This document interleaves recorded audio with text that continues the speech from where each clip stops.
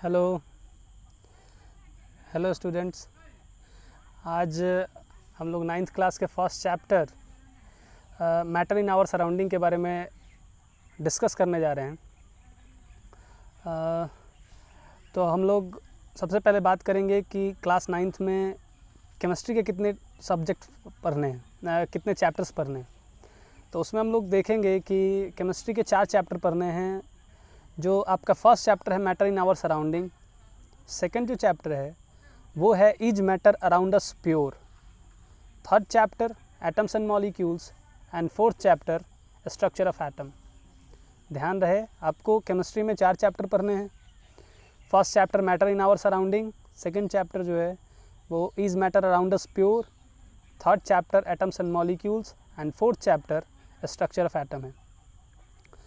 मैं गौरव सिन्हा आपको matter in our surrounding पढ़ाने जा रहा हूँ। एक तरह से अगर हम बात करें तो हम लोग पहले बात करेंगे कि मैटर क्या होता है।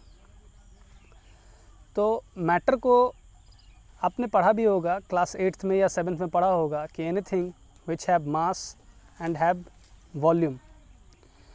इसका मतलब ये होता है कि कोई भी सब्सटेंस, एनीथिंग जिसमें मास हो, जिसको हम वेट कर सकते हो, जो कुछ वॉल्यूम ऑक्युपाई कर सकता हो, यानी कुछ स्पेस ले सकता हो, उसको हम लोग मैटर बोलते हैं। तो मैटर को बेसिकली अगर हम बात करें तो कितने टाइप्स के मैटर हैं और हमारे आसपास मैटर कौन कौन से मैटर हैं उनको हम लोग देख लेते हैं। तो हम लोग कुछ फिगर से देखेंगे कि मैटर क्या है। तो आप देखेंगे यहाँ milk, Coke, bell, balloons, pear, books, hot air balloon, pen, anything जो भी हमारे आसपास है जिससे हम घिरे हुए हैं वो सब का सब मैटर ही है। वो चाहे टेबल हो, बेंच हो, होम हो, बेड हो, आपका टेबल हो, ये पेन हो गया, एनीथिंग, वाटर, एयर, जो सब के सब जो हैं वो मैटर ही हैं। और एग्जांपल्स हम लोग देख लें तो यहाँ पे देखेंगे आप कि वाटर है, आइसक्रीम है, आइस है, वहाँ जग रखा हुआ है, आइसक्रीम है, यहाँ ब्रिक्स है, एयर है, वोल्केनोज़ हैं, स्टोन है, ये सब के सब मैटर ही हैं। तो हम लोग ये देखते हैं कि इतने सारे जब मैटर्स हैं तो हम सारे मैटर्स को एक साथ पढ़ तो नहीं सकते हैं। लेकिन अगर मैटर्स को जब तक हम बांटेंगे नहीं तो हमको बांटने से क्या होता है कि हम लोग सीखते हैं, स्टडी करने में आसानी होता है हमको। जैसे अगर हम बात करें क्लासिफिकेशन ऑफ मैटर की, तो क्लासिफिकेशन ऑफ मैटर में अगर हम बात करें तो सबसे पहला हम लोग बात करते हैं कि क्लासिफिकेशन क्या है। मैटर तो हमने समझ लिया कि anything which have mass and have volume is called matter. लेकिन अगर हम बात करें क्लासिफिकेशन, तो क्लासिफिकेशन का मतलब क्या होता है। तो शायद आपको तो ये मालूम हो गया होगा कि आप 9th क्लास में आ चुके हैं। तो पहले हम लोग बात करेंगे कि आप 9th में क्यों आए और कैसे आए। तो आप जब सोचेंगे तो ये आपको मालूम चलेगा कि क्लास का मतलब ये होता है कि आप 9th में इसलिए आए हैं क्योंकि आपका पूरा सिस्टम, आपका स्कूल, आपका फैमिली, आपका पूरा जो सराउंडिंग है वो समझता है कि आपका मेंटल लेवल जो है वो क्लास 8 तक का हो गया है। यानी आप क्लास 8 तक के सारे नॉलेज ले चुके हैं, इसलिए आप क्लास 9th में प्रमोट किए जाते हैं। तो क्लास का मतलब क्या है कि यहाँ आपको बांटा गया है। तो बांटा गया तो किसके बेस पे। सबसे पहले एक बात ये भी याद रखिएगा, without reason we can't do anything. बिना कारण के हम कुछ करते ही नहीं हैं। तो अगर आपको यहाँ क्लास में बांटा गया है, क्लास 8 से आपको 9th में प्रमोट किया गया है, इसका मतलब ये है कि आप 8th क्लास के सारे नॉलेज को रखते हैं।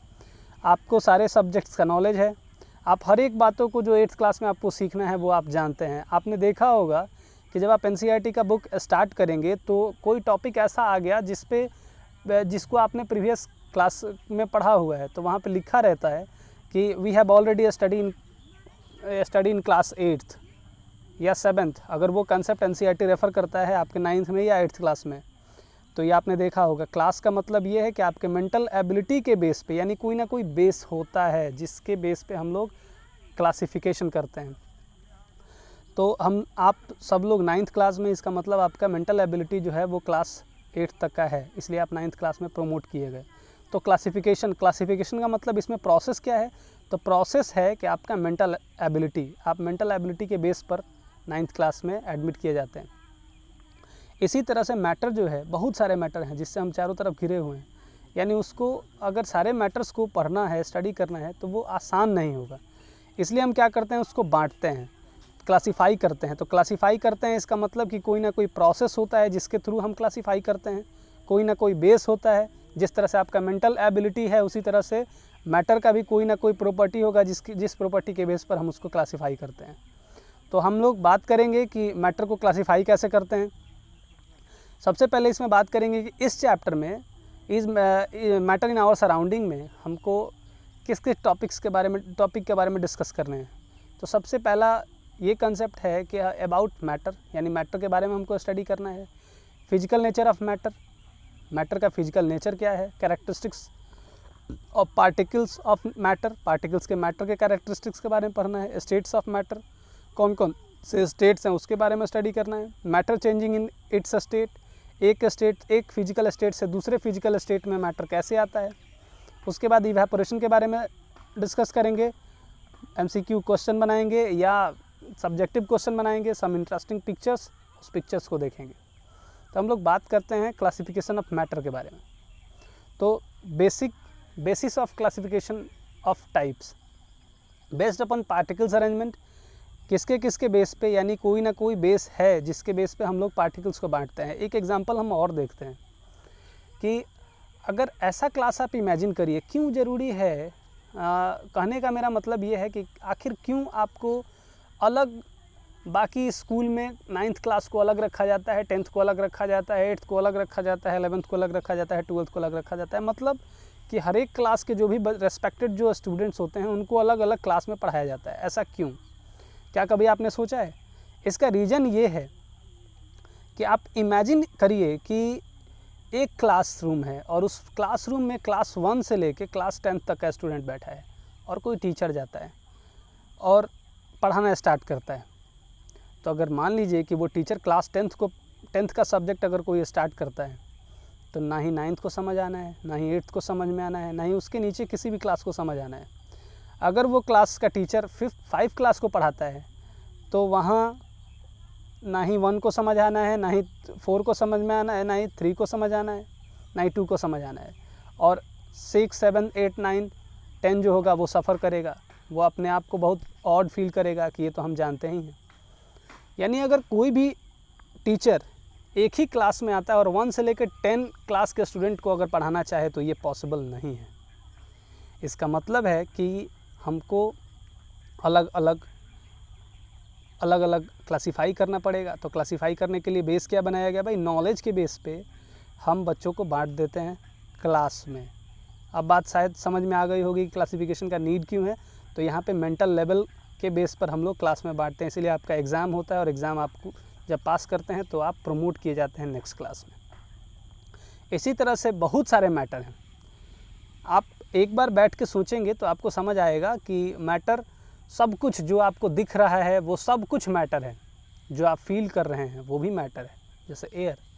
तो इतने सारे जो मैटर के टाइप्स हैं, अगर हम उनको पढ़ेंगे तो क्या ये पॉसिबल है कि एक एक मैटर्स को हम लोग पढ़ पाएँ? ऐसा पॉसिबल नहीं है, क्योंकि पूरे ज़िंदगी में अगर हम पढ़ते ही रहें तब भी हम हर एक मैटर्स को नहीं पढ़ सकते हैं। इसीलिए क्या ज़रूरी है? क्लास वाइज बांटना। ठीक उसी तरह से जैसे अगर हम 9th क्लास का अभी क्लास ले रहे हैं, तो इससे क्या बेनिफिट होगा कि एक साथ हम 500 या 1000 स्टूडेंट को भी पढ़ा सकते हैं। क्यों? क्योंकि सबका मेंटल एबिलिटी जो है, मेंटल लेवल जो है वो एक ही है। लेकिन वही अगर अलग अलग पढ़ाना होता, एक एक करके पढ़ाना होता, तो हमको क्या होता कि हमको 500 घंटे लगते। ऐसे क्या है कि अगर हम 1 घंटे का क्लास लेते हैं तो 500 स्टूडेंट को हम पढ़ा सकते हैं। तो इससे क्या बेनिफिट है कि अगर एक टाइप के अगर आप मैटर को स्टडी करते हैं तो इससे क्या हुआ कि उस टाइप से रिलेटेड जो भी मैटर होंगे उनके आसपास का सारा प्रॉपर्टी हम लोग स्टडी कर पाएंगे। इसके तो हम लोग बात करते हैं कि यहाँ पे जब हमने मैटर को क्लासीफाई किया तो कौन से बेस हैं? तो based upon particles arrangement, particles के अरेंजमेंट के बेस पे based upon energy of particles, particles के पास कितना एनर्जी है, based upon distance between particles, particles के बीच में इंटरमॉलिक्यूलर डिस्टेंस जो है वो कितना है।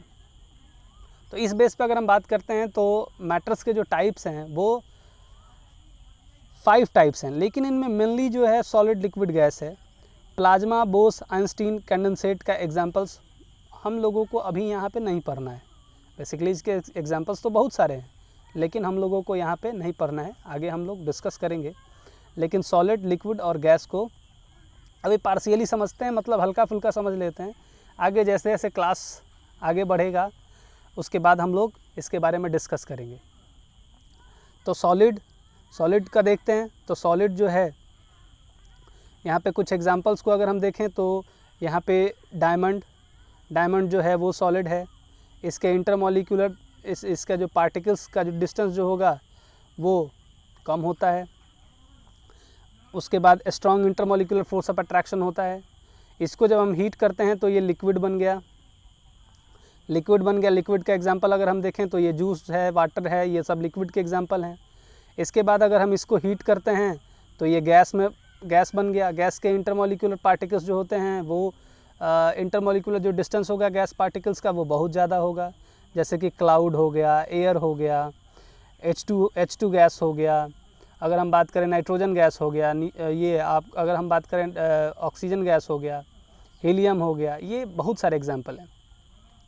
उसको फिर अगर हम हीट करते हैं तो अब क्या होगा, अगर सॉलिड को हीट करेंगे तो लिक्विड बनेगा, सॉलिड को हीट करेंगे लिक्विड बनेगा, लिक्विड को हीट करेंगे गैस बनेगा, गैस को हीट करेंगे तो क्या होगा, ये क्वेश्चन है। तो गैस को अगर हम हीट करेंगे तो गैस जो होगा वो आयंस में कन्वर्ट हो जाएगा। जब वो आयंस में कन्वर्ट होता है तभी एक स्टेट्स ऑफ मैटर एग्जिस्ट करता है, जिसको हम लोग प्लाज्मा स्टेट बोलते हैं। बोस, आइंस्टीन, कंडेंसेट और प्लाज्मा स्टेट, हमने 5 स्टेट्स के बारे में बात की है। और वही जो सॉलिड से भी मिनिमम टेम्परेचर पे अगर चला जाए, जिसके पास स्ट्रॉन्ग फोर्स ऑफ अट्रैक्शन होगा, उस कंडीशन में हम लोग जब सब्सटेंस को सॉलिड न बोल करके उसको हम लोग बोस, आइंस्टीन, कंडेंसेट बोलते हैं। शायद आपको समझ आ गया होगा। तो यहाँ अगर सॉलिड को हम हीट करेंगे लिक्विड बनेगा, लिक्विड को हीट करेंगे गैस बनेगा, गैस को हीट करेंगे आयंस बनेगा। तो सॉलिड का मतलब strong intermolecular force of attraction among the particles. इसके बाद intermediate force of attraction among the particles जो होता है वो लिक्विड में होता है। और negligible force of attraction among the particles वो गैस का होता है। और प्लाज्मा वो आयंस में कन्वर्ट हो जाते हैं, उसमें केमिकल फोर्सेस काम करते हैं। इसके बाद अगर हम बात करते हैं तो हम लोग यहाँ पे देखेंगे बहुत सारे एग्जांपल्स हैं। सॉलिड के एग्जांपल्स हैं, लिक्विड के एग्जांपल हैं, गैस के एग्जांपल हैं। उसको आप एक बार ध्यान से देख लेंगे। यहाँ पे पॉज करके बहुत सारे एग्जांपल्स हैं, आप देखेंगे। इसके बाद हम लोग बात करते हैं कि कौन कौन सा प्रॉपर्टी है, क्या है प्रॉपर्टी सॉलिड का, क्या प्रॉपर्टी है लिक्विड का, क्या प्रॉपर्टी है गैस का। तो सॉलिड के बारे में अगर हम बात करें तो constituent particles are very closely packed. जो कंस्टिट्यूएंट पार्टिकल्स जो होते हैं वो क्लोजली पैक्ड होते हैं। कंस्टिट्यूएंट पार्टिकल्स ये लिक्विड के जो होते हैं, constituent particles are less closely packed, मतलब पार्टिकल्स जो होता है उसके बीच में थोड़ा सा डिस्टेंस होता है, तभी तो वो मूव करता है। Constituent particles are far apart from each other. इनके बीच में जो कंस्टिट्यूएंट पार्टिकल्स है, यानी जो सॉलिड, जो कोई भी मैटर बना है वो एक स्मॉल पार्टिकल से ही बना है। अगर पार्टिकल्स के बीच में जो डिस्टेंस है वो निग्लिजिबल है तो वो सॉलिड होगा। थोड़ा सा अगर पार्टिकल्स के बीच में डिस्टेंस है तो वो लिक्विड होगा, और पार्टिकल्स के बीच में बहुत ज़्यादा डिफरेंस है तो वो गैस होगा। फोर्स ऑफ अट्रैक्शन की बात करें, जाहिर है कि अगर इंटरमॉलिक्यूलर डिस्टेंस निग्लिजिबल है, बहुत कम है, तो force of attraction very high होगा। इंटरमीडिएट फोर्स ऑफ अट्रैक्शन जो होता है, यानी लेस फोर्स ऑफ अट्रैक्शन जो होगा वो लिक्विड में होता है। सबसे निग्लिजिबल यानी ना के बराबर जो होता है फोर्स ऑफ अट्रैक्शन पार्टिकल्स के बीच में, वो गैस के बीच में होता है। Force of attraction between particles is very strong. Kinetic energy between particles is more than that solid. अगर हम बात करें काइनेटिक एनर्जी की, तो काइनेटिक एनर्जी का मतलब मूवेबल ऑब्जेक्ट के पास जो एनर्जी होता है उस एनर्जी को काइनेटिक एनर्जी बोलते हैं। यानी अगर पार्टिकल्स है वो मूव कर सकता है तो उसमें काइनेटिक एनर्जी होगा। और अगर किसी पार्टिकल्स को हम हाइट पर ले गए या वो कांस्टेंट है, तो कांस्टेंट है पार्टिकल्स, उसके पास जो एनर्जी होता है उसको हम लोग पोटेंशियल एनर्जी बोलते हैं। मूवेबल एनर्जी यानी मूवेबल पार्टिकल्स के पास जो एनर्जी है उस एनर्जी को हम लोग काइनेटिक एनर्जी बोलते हैं, ध्यान रहे। तो लिक्विड का जो काइनेटिक एनर्जी होता है वो सॉलिड से ज़्यादा होता है, लेकिन सबसे मैक्सिमम काइनेटिक एनर्जी गैस का होता है। आप गैस को देखेंगे, गैस बहुत तेज़ी से, गैस के पार्टिकल्स जो हैं वो बहुत तेज़ी से मूव करते हैं। इसीलिए अगर आप ये देखेंगे कुकिंग गैस है आपके घर में, उसका अगर नॉब खुल जाए तो आप दूर भी रहेंगे घर के किसी कोने में तो आपको उसका स्मेल आएगा। इसका मतलब क्या है कि गैस पार्टिकल्स जो हैं वो बहुत तेज़ी से मूव करते हैं। तो जो पार्टिकल्स बहुत तेज़ी से मूव करता है मतलब इसका कि उसमें काइनेटिक एनर्जी बहुत ज़्यादा होगा। इसके बाद बात करेंगे have definite shape and volume. Solid के डिफिनिट शेप होते हैं, लिक्विड के जो होते हैं उनका डिफिनिट शेप नहीं होता है, लेकिन इनडिफिनिट शेप होता है लिक्विड का, लेकिन वॉल्यूम जो होता है वो डिफिनिट होता है। हम लोग अभी बस जस्ट इसको डिस्कस करेंगे। नाइदर हैव डिफिनिट शेप और डिफिनिट वॉल्यूम। आप लिक्विड में, गैस में देखेंगे कि ना ही इसका वॉल्यूम डिफिनिट होता है ना ही इसका शेप डिफिनिट होता है। अगर हम इसको डिफ़ाइन करें तो ये हम देखेंगे कि अगर हम किसी बुक को एक जगह से उठाकर दूसरे जगह रख देते हैं, या हमने टेबल से उठा के उसको बेंच पे रख दिया बुक को, तो क्या उस बुक का शेप चेंज हो जाएगा? नहीं होगा। अगर हम वॉल्यूम की बात करें तो उसका लेंथ, ब्रेथ और हाइट जो होगा उस बुक का सेम रहेगा, चाहे हम किसी भी प्लेस पर रखें। इसका मतलब है कि एक जगह से दूसरे जगह अगर हम कहीं उठा के रख भी देते हैं तो उसके शेप में कोई चेंज नहीं आएगा। डू नॉट हैव, लेकिन लिक्विड में क्या है कि उसका शेप जो होता है वो डिफिनिट नहीं होता है। तो शेप डिफिनिट नहीं होता है, इसका मतलब क्या कि अगर लिक्विड को 1 लीटर हमने बोल दिया, यानी कि हमने वॉल्यूम को इंडिकेट किया है। तो 1 लीटर हमने वाटर लिया, उसको हमने किसी बड़े ग्लास में रख दिया या किसी बड़े बॉटल में रख दिया। अगर हम बात करें बॉटल में भी है तो वो 1 ही लीटर है, अगर ग्लास में है तो 1 ही लीटर है, यानी वॉल्यूम तो कांस्टेंट है। लेकिन अगर ग्लास में है तो ग्लास के शेप का, अगर बॉटल में रखें तो बॉटल के शेप का, या किसी बकेट में रखें 1 ही लीटर वाटर को, तो वॉल्यूम यहाँ पे कांस्टेंट है, लेकिन वो जो वाटर जो होगा वो किसके शेप का आ जाएगा? बकेट के शेप का आ जाएगा। यानी जिस वेसल में आप उसको प्लेस करेंगे उसी वेसल का वो शेप ऑक्यूपाई करेगा। इसका मतलब है कि उसका शेप जो है वो डिफिनिट नहीं है। लेकिन अगर आप 1 लीटर लेते हैं तो 1 लीटर का मतलब आप किसी भी वेसल में रखेंगे वो 1 ही लीटर होगा। Volume constant but shape is not constant. Gas के केस में क्या है? ना ही उसका वॉल्यूम कांस्टेंट है ना ही उसका शेप कांस्टेंट है। जैसे इसको समझते हैं, आप कुकिंग गैस सिलेंडर को आप ले लीजिए, एलपीजी गैस सिलेंडर को, तो उसमें देखेंगे कि अगर आपको ये मालूम है कि वो 14.6 kg के आसपास होता है, आपके कुकिंग गैस का जो सिलेंडर होता है, उसमें हम क्या करेंगे कि गैस स्टोव जो है उसका नॉब ऑन कर दिए। तो नॉब ऑन करेंगे तो थोड़ी ही देर में देखेंगे कि पूरे रूम में वो गैस फैल गया। मतलब ये है कि एक छोटे से सिलेंडर में जो गैस रहने वाला था अब आपके पूरे रूम में फैल गया। यानी इसका वॉल्यूम पहले अगर हम बात करें तो एक छोटे से सिलेंडर का वॉल्यूम में रहता था, ये ऑक्यूपाई कर रहा था। लेकिन अब ये क्या हो गया, अगर आपका रूम 10x10 का है तो 10 × 10 × 10, तो यानी कि उसका वॉल्यूम बहुत ज़्यादा हो जाएगा। यानी वॉल्यूम एक्सपेंड कर रहा है, तो एक्सपेंड करेगा तो वॉल्यूम बढ़ेगा, तो वॉल्यूम भी बढ़ रहा है। और शेप क्या था? पहले सिलेंडर के शेप का था, अब क्या हो गया? रूम के शेप का हो गया। तो यानी एक छोटे से सिलेंडर से पूरे रूम में फैल गया, वॉल्यूम बढ़ गया। और पहले इसका शेप जो था वो सिलेंडर के शेप का था, अब आपके रूम के शेप का हो गया। यानी ना ही इसका शेप कांस्टेंट है ना ही इसका वॉल्यूम कांस्टेंट है। अगर हम बात करें इसमें, अगर हम बात करते हैं तो नेक्स्ट पॉइंट की, तो नेक्स्ट पॉइंट है have high density and can not B diffused. Have high density, density का मतलब क्या है? डेंसिटी पे एक हम खास वीडियो बनाएंगे आपको। डेंसिटी का मतलब ऐसे समझ लीजिए कि इंटरमॉलिक्यूलर डिस्टेंस, जितना ज़्यादा क्लोजली पैक्ड होगा पार्टिकल्स, डेंसिटी उसका उतना ही हाई होगा। Density is equal to mass by volume होता है, लेकिन हम कभी डिस्क्राइब करेंगे आपको कि डेंसिटी जो है वो कैसे इंटरमॉलिक्यूलर स्पेस को रिप्रेजेंट करता है। जितना पार्टिकल्स क्लोज होंगे उनका डेंसिटी उतना ही हाई होगा। Density is equal to mass by volume होता है, लेकिन इसका मतलब होता है कि पार्टिकल्स जितना ज़्यादा क्लोज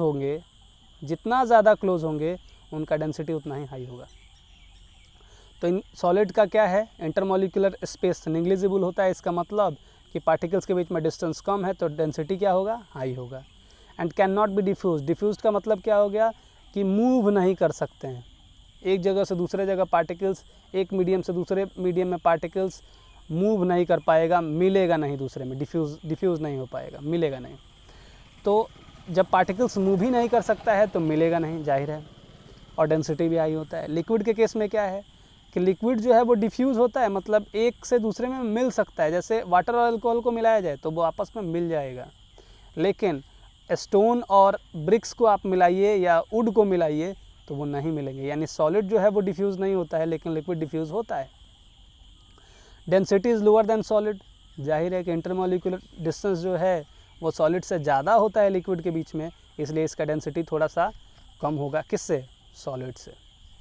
गैस के केस में अगर हम बात करेंगे तो गैस के केस में इंटरमॉलिक्यूलर डिस्टेंस बहुत ज़्यादा है। तो बहुत ज़्यादा है इसका मतलब डेंसिटी निग्लिजिबल, बहुत लेस है और ईजिली डिफ्यूज़ हो जाएगा।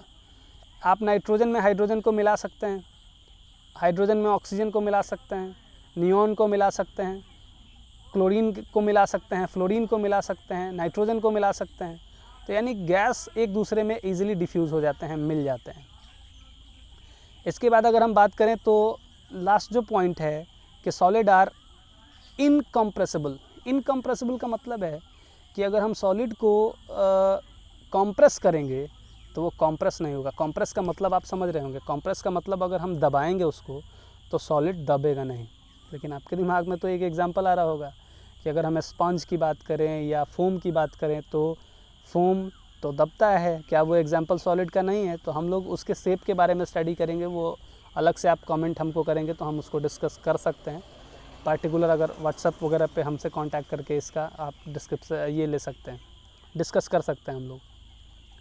तो इनकम्प्रेसिबल का मतलब है कि अगर आप सॉलिड को प्रेस करते हैं, आप ब्रिक्स को ले लीजिए, स्टोन को ले लीजिए, कोई डायमंड को ले लीजिए या ग्लास को ले लीजिए, तो हम उसको जब कंप्रेस करेंगे तो वो कंप्रेस नहीं होगा, दबेगा नहीं। क्यों? क्योंकि इंटरमॉलिक्यूलर स्पेस, पार्टिकल्स के बीच में जब स्पेस है ही नहीं तो वो दबेगा कैसे, इसलिए वो इनकम्प्रेसिबल होता है। लिक्विड में ऑलमोस्ट स्पेस होते हैं पार्टिकल्स के बीच में, इसलिए ये क्या है, ऑलमोस्ट इनकम्प्रेसिबल। ऑलमोस्ट है मतलब इसको हम कंप्रेस कर सकते हैं थोड़ा सा, चूँकि इंटरमॉलिक्यूलर स्पेस होता है इसीलिए हम इसको थोड़ा सा कंप्रेस कर सकते हैं। लेकिन गैस जो होते हैं वो हाईली कंप्रेसिबल होते हैं। हाईली कंप्रेसिबल का मतलब क्या है कि गैस के पार्टिकल्स के बीच में डिस्टेंस बहुत ज़्यादा है, इसलिए हम उसको क्या कर सकते हैं, कंप्रेस कर सकते हैं, दबा सकते हैं। तो हम उम्मीद करेंगे कि आप इसको ठीक से देखेंगे। जहाँ नहीं समझ में आएगा हमको कमेंट करेंगे, और कमेंट करने के बाद आप मेरे व्हाट्सएप नंबर पे मैसेज कर सकते हैं, या कमेंट करने के बाद हमसे डाउट्स भी क्लियर करा सकते हैं। और नेक्स्ट जब हम वीडियो बनाएंगे तो उसमें हम नेक्स्ट टॉपिक्स को डिस्कस करेंगे। Okay, thank you.